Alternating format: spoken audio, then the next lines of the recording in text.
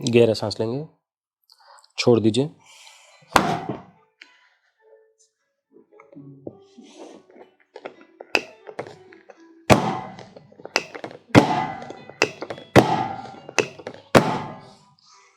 साहब, इमारत के जो दहलीज है, उसके जो पिलर्स हैं, उसकी जो गहराई है ज़मीन के अंदर, वही डिटरमिन करती है वो कितना स्ट्रांग रहती है और कितना कम स्ट्रांग रहती है। उसी तरीके से हमारे पैर का जो पंजा है यही डिसाइड करता है कि हमारा पोस्चर कैसा रहता है।